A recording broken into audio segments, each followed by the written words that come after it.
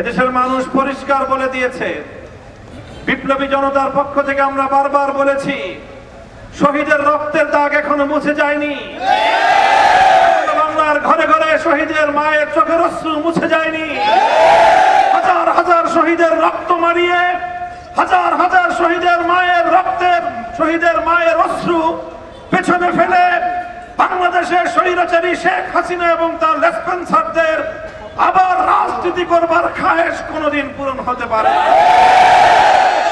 বাংলাদেশের ছাত্র জনতা, এদেশের ফ্যাসিবাদ বিরোধী রাজনৈতিক পক্ষগুলো হাতে হাত রেখে বরাবর আওয়ামী লীগের বিরুদ্ধে তারা রাজপথে ঐক্যবদ্ধ সংগ্রাম চালিয়ে গিয়েছে।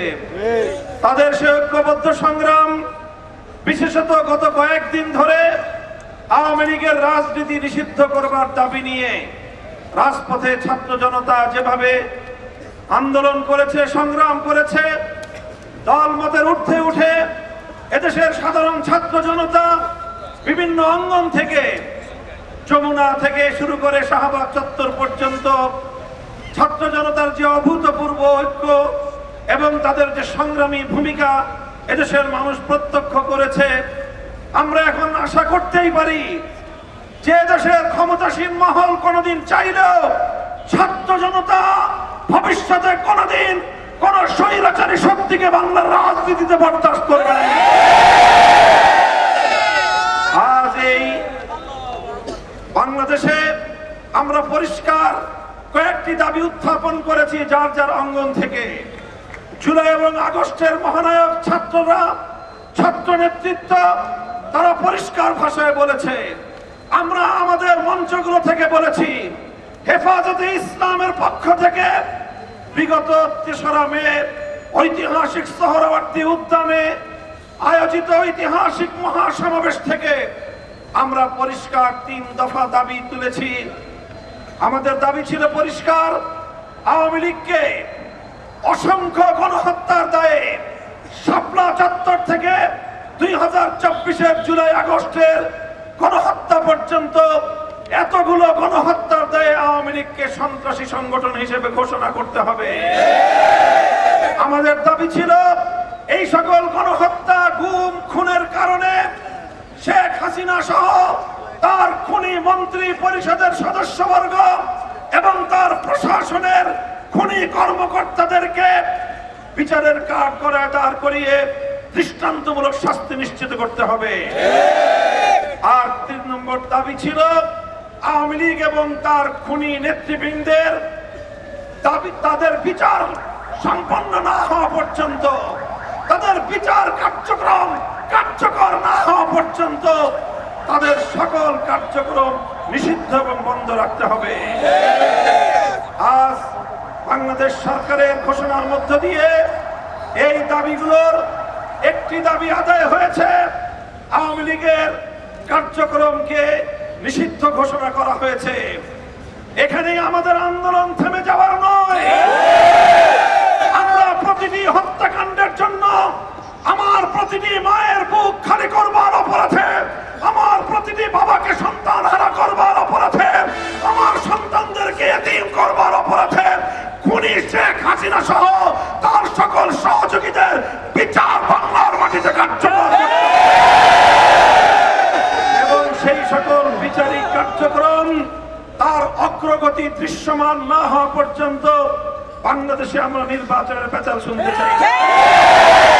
আমরা নির্বাচন চাই, নির্বাচনের সুষ্ঠু পরিবেশ চাই, তবে সবকিছুর আগে আমাদের শাহাদাতের এই রক্তের বদলা নেওয়ার জন্য, শহীদদের শাহাদাতের মূল্যায়নের জন্য আওয়ামী লীগের খুনি সকল দায়িত্বশীল আওয়ামী নেতৃবৃন্দের বিচার কার্যক্রম দৃশ্যমান অগ্রগতি সাধন করতে হবে। ছাত্র জনতার পক্ষ থেকে ইতিপূর্বে জুলাই বিপ্লবের ঘোষণাপত্রের কথা বলা হয়েছে। আমরা অব্যাহতভাবে বলে আসছি, ধারাবাহিকভাবে বলে আসছি, জুলাই বিপ্লবের ঘোষণাপত্রের কথা যখন রাজপথে এসেছে, আমাদের বিপ্লবী ছাত্ররা যখন কথা বলেছে, বিভিন্ন রাজনৈতিক অঙ্গন থেকে কথা এসেছে যে ঐক্যমতের ভিত্তিতে জুলাই ঘোষণাপত্র আসুক। আমরা বলেছি ঠিক আছে, ছাত্র নেতৃবৃন্দকে বলেছি তোমরা অপেক্ষা করো, জাতীয় ঐক্যমত হোক। রাজনৈতিক দলগুলোকে আমরা উদাত্ত আহ্বান জানিয়েছি। প্রতিটি ঘোষণায়, প্রতিটি বক্তব্যে আমরা বলেছি অনতিবিলম্বে জুলাই ঘোষণাপত্র আসতে হবে, ঐক্যমতের ভিত্তিতে আসুক। সে ব্যাপারে আমাদের আন্তরিকতার কোনো অভাব ছিল না, কিন্তু আমাদের আন্তরিকতার কি ওই যদি অর্থ বুঝে যে এটাকে জুলাই ঘোষণাপত্র আসার জুলাই ঘোষণাপত্র জাতির সামনে ঘোষিত হওয়াকে টাল বাহানার কোনো হাতিয়ারের পেছনে ফেলা, এটাকে আমরা বরদাস্ত করে নেব না। আমরা চাই জুলাই ঘোষণাপত্র অনতিবিলম্বে জাতির সামনে ডিক্লারেশন হতে হবে। জুলাইয়ের ঘোষণাপত্রের ভিত্তিতে আগামীর বাংলাদেশ নির্মিত হবে। আমরা পরিষ্কার ভাষায় বলেছি 1947 সালের দেশ বিভাগ, 1971 সালের মহান মুক্তিযুদ্ধ, 2024 সালের জুলাই বিপ্লবের ভিত্তিতেই আগামীর বাংলাদেশ নির্মিত হবে। আগামীর বাংলাদেশ কাজের কোন একটি ঘটনাকে গুরুত্বহীন করে পাশ কাটিয়ে আগামীর বাংলাদেশ নির্মাণ করবার স্বপ্ন দিবা স্বপ্নে পরিণত হবে ইনশাআল্লাহ। আমাদের ছাত্র নেতৃবৃন্দের মধ্যে বিগত কয়েকদিন যারা অক্লান্ত পরিশ্রম করেছে, রাজপথে রাত দিন নাওয়া খাওয়া একাকার করেছে, আমি তাদের সকলকে সংগ্রামী অভিবাদন জানাই। আমাদের ক্যাপ্টেন হাসনাত আব্দুল্লাহ, তার সহযোগী সার্জিস আলম সহ অন্যান্য আমাদের সকল ছাত্র নেতৃবৃন্দ, দায়িত্বশীলরা এবং বিভিন্ন ছাত্র সংগঠনের নেতৃবৃন্দ যেভাবে তাদের পাশে এসে দাঁড়িয়েছে, যদি ছাত্র জনতার এই ঐক্য ধরে রাখা যায়, বাংলাদেশে নতুন কোন ফ্যাসিবাদ জন্ম নিতে পারবে না। আমরা বলেছি 71 সালেও আমরা পিন্ডির গোলামীর জিঞ্জির ছিন্ন করেছি, দিল্লির গোলামি করবার জন্য নয়। 2024 আগস্ট পরবর্তী সময় আমরা বলি আমরা দিল্লির দাসত্ব থেকে মুক্ত হয়েছি, ওয়াশিংটনের গোলামি করবার জন্য।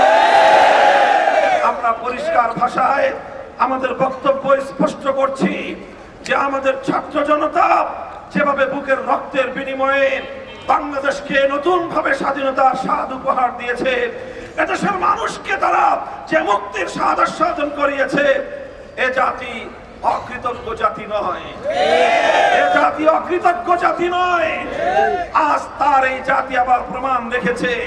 ছাত্ররা রাজপথে নেমেছে, ডাক দিয়েছে, বাংলাদেশের মানুষ তাদের সে ডাকে সাড়া দিয়েছে। তারা যদি বলতো ব্লকেট কর্মসূচি ঘোষণা করেছিল, যদি সারা বাংলাদেশ ব্লক করতে বলতো, এদেশের মানুষ বাংলাদেশকে অচল করে দিত। আমি আর কথা দীর্ঘায়িত করছি না। ইনশাআল্লাহ নেতৃবৃন্দ, দায়িত্বশীলরা পরামর্শ করছে, আমরা তাদের সঙ্গে রয়েছি, আমরা প্রতিটি পদক্ষেপে আছি ইনশাআল্লাহ। ঐক্যবদ্ধভাবে আমরা আগামীর বাংলাদেশ গড়ে তুলব। বিভাজনের রাজনীতি পরাস্ত হয়েছে, আগামীতে বাংলাদেশে বিভাজনের রাজনীতি করে কেউ ইনশাআল্লাহ সুবিধা করতে পারবে না। ইনকিলাব জিন্দাবাদ, ইনকিলাব জিন্দাবাদ। বাংলাদেশে আওয়ামী লীগের রাজনীতি আর আমরা দেখতে চাই না। আওয়ামী লীগের আপাতত কার্যক্রম নিষিদ্ধ হয়েছে। আগামীতে আমরা বাংলাদেশে সরকারিভাবে আওয়ামী লীগকে সন্ত্রাসী সংগঠন হিসেবে ঘোষণা করে পর্যায়ক্রমে তাদের রাজনীতি নিষিদ্ধ করতে হবে এবং আওয়ামী লীগকে চূড়ান্তভাবে নিষিদ্ধ সংগঠন হিসেবে ঘোষণা করতে হবে।